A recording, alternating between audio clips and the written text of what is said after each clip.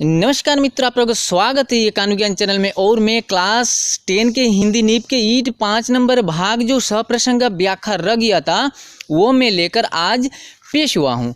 दोस्तों ध्यान रखिएगा, ये जो सप्रसंग व्याख्या है बहुत इंपॉर्टेंट है, अक्सर एग्जाम में आता है और आप लोग ये मिस करेंगे, नहीं सीखेंगे तो आप लोगों को ये मार्क्स थोड़ा कम हो जाएगा। तो इसीलिए ध्यान से और बारीकी से समझिए और सीखने की कोशिश करिए। मैं आप लोगों को सरल तरीके से समझाने की कोशिश किया हूँ और लिखकर बताने की कोशिश किया हूँ। तो चलिए इधर उधर ज़्यादा बात ना करते हुए और मेन पॉइंट की तरफ चलते हैं। दोस्तों सप्रसंग व्याख्या करो 1 नंबर में देखिए, यहाँ पर है हम कठोरता से भागते हैं, बद्देपन से मुख मोड़ते हैं, इसीलिए सच से भी भागते हैं। चलिए दोस्तों इसका आंसर कैसे अच्छी तरह से जान लेते हैं। दोस्तों एक का आंसर देखिए, प्रस्तुत पंक्तियां नींव की ईंट पाट से ली गई है। लेखक राम वृक्ष बेनीपुरी जी ये पंक्ति में ये बताना चाहते हैं कि सत्य कठोर होता है, सत्य बद्धा एवं कड़वा होता है। कठोरता और बद्धापन साथ साथ जन्मा करते हैं और साथ में जिया करते हैं। लोग कठोरता से भागते हैं, बद्धेपन से मुख मोड़ते हैं, इसलिए सत्य से भी भागते हैं। सत्य पर चमक दमक का कोई पर्दा नहीं होता और आजकल के लोग चमक दमक के और ज़्यादा भीड़ जाते हैं, इसीलिए सच को पहचान नहीं कर पाते और सच से भागते हैं। दोस्तों 2 में देखिए, सुंदर सृष्टि हमेशा बलिदान खोजती है।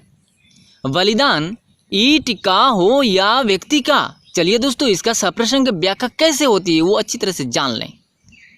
दोस्तों 2 का आंसर देखिए, प्रस्तुत पंक्तियां नींव की ईंट पाट से ली गई है। लेखक राम वृक्ष बेनीपुरी जी पंक्ति में ये बताना चाहते हैं, समाज की सुंदर सृष्टि हमेशा ही बलिदान खोजती है। सुंदर चमकीली इमारत नींव की ईंट पर टिकी है, लेकिन उस पर किसी का ध्यान नहीं जाता।